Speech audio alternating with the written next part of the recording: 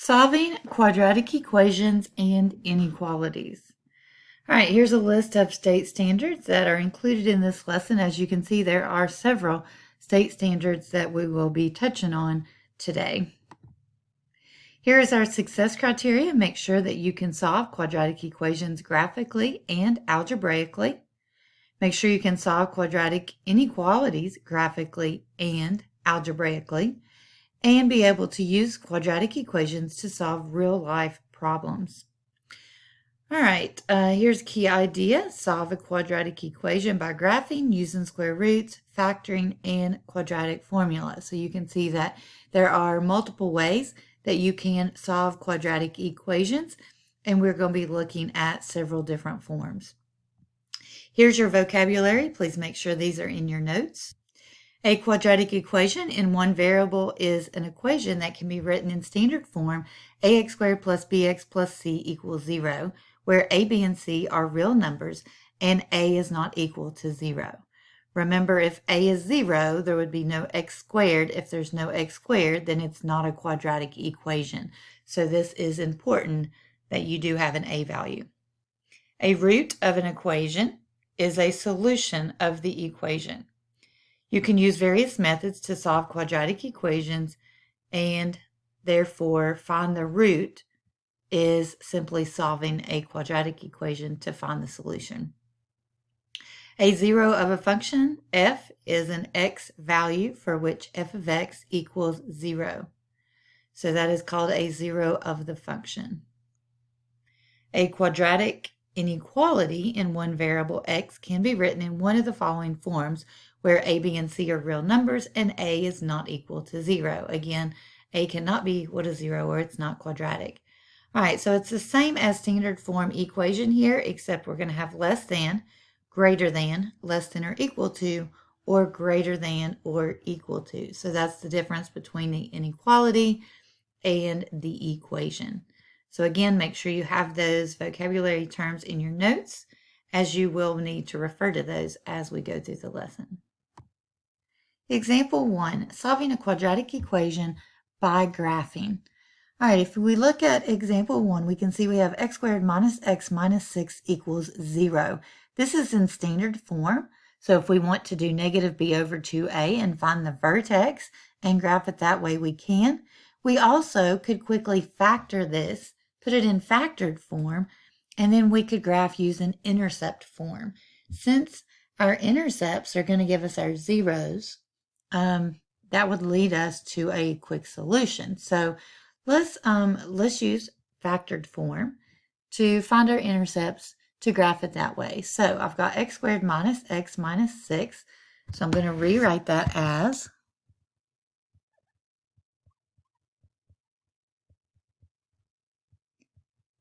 two binomials. Remember factoring. Factoring is something you need to remember forever. All right, so you need to multiply x times x to give you x squared. What multiplies to give you negative 6 and adds to give you negative 1. So I'm going to have 2 and 3 multiply to give me 6. I need opposite signs to multiply to give me a negative 6. And I need the larger number is going to have the negative, since I need a negative 1 in the middle. All right, so if you know how to factor, you can quickly get to the two factors here. And then you can set the factors equal to 0 and solve. So x plus 2, this is using the zero product property.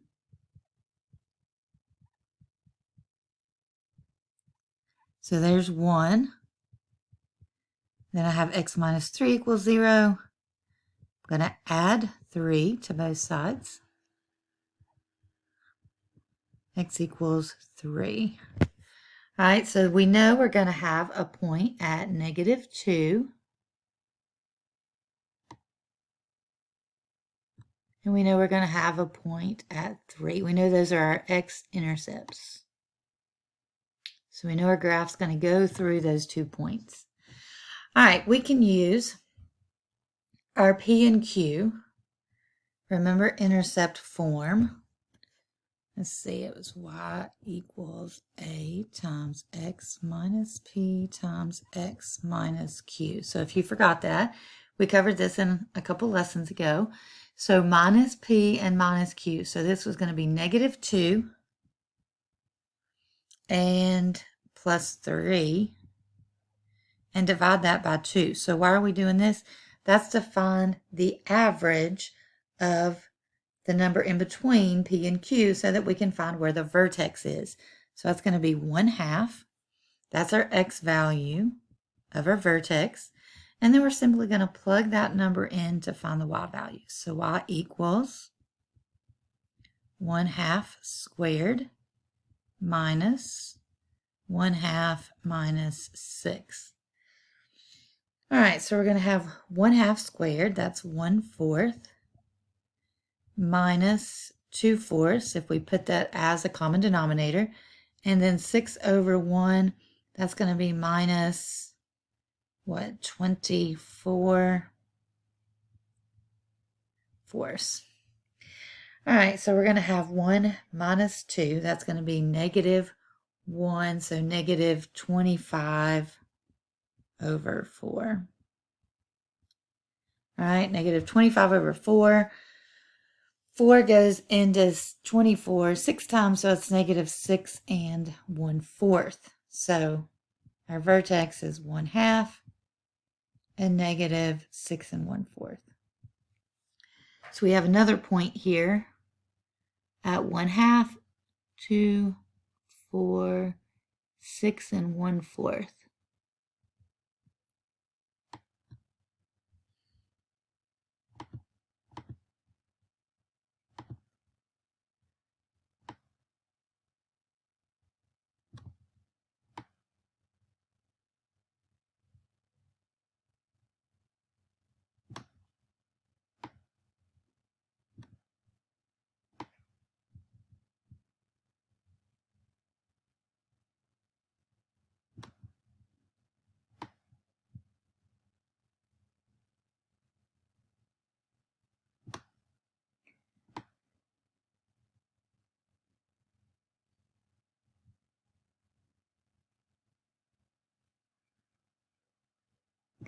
All right, so you can check this using your calculator if you want, but it's also nice to be able to use your head to graph this when you don't have a calculator. So make sure that you can do this using intercept form. Again, you could have found your vertex first and then picked a point on either side, but since we're looking to solve, we know that these points, our intercepts, are going to be our zeros, which is going to be our solution. So these points right here were easy to find when we already had it in intercept form, and we used those points to graph the function.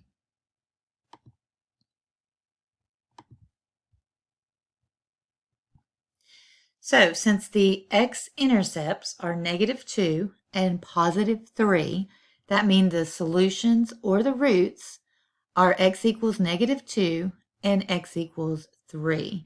So these two numbers right here, those are your solutions. The part under this is where I went to find the vertex just so I could graph my quadratic equation because it says solve by graphing. All right, I'm going to erase this so I have room to work part B.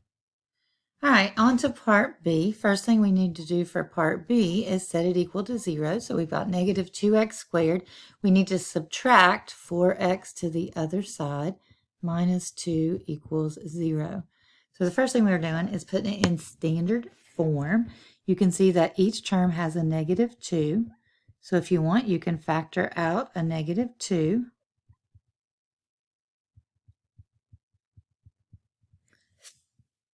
And then we can see if this factors further. So we can say -2.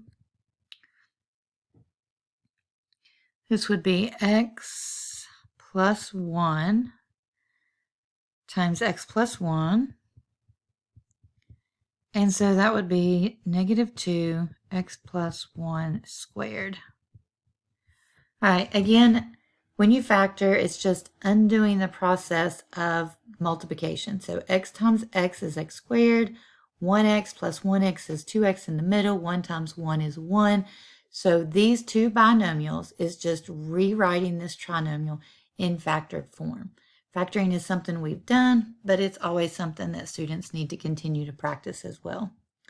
All right, if I have a factor, I can set that equal to 0.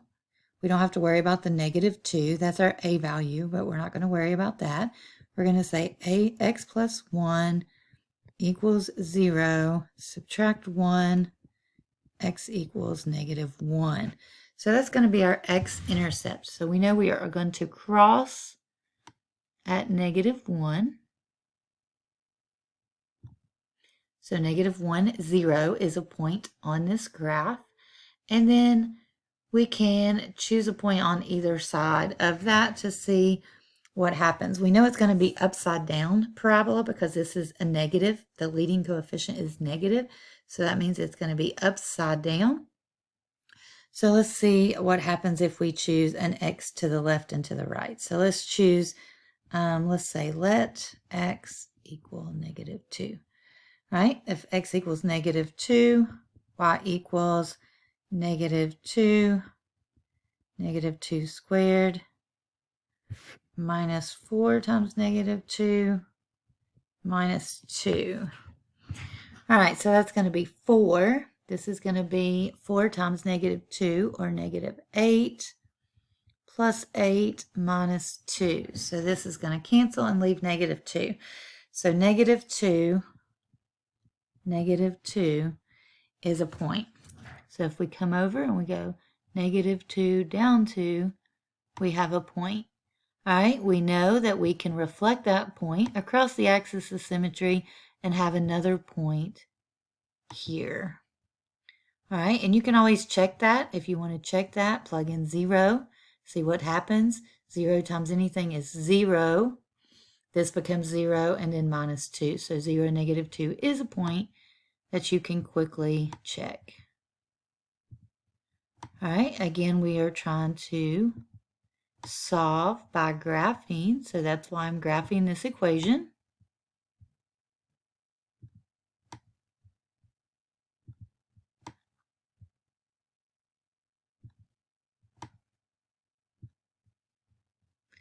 And we can see that this one only has one x-intercept, so x equals -1.